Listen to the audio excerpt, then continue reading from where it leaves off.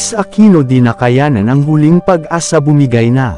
Marami nga ngayon ang umaasa na gagaling na ang Queen of All Media na si Kris Aquino, kasi ayon sa nakalap naming source ay noong Lunes ay ginawa na daw ang huling paraan para sa huling pagkakataon na gumaling si Kris Aquino.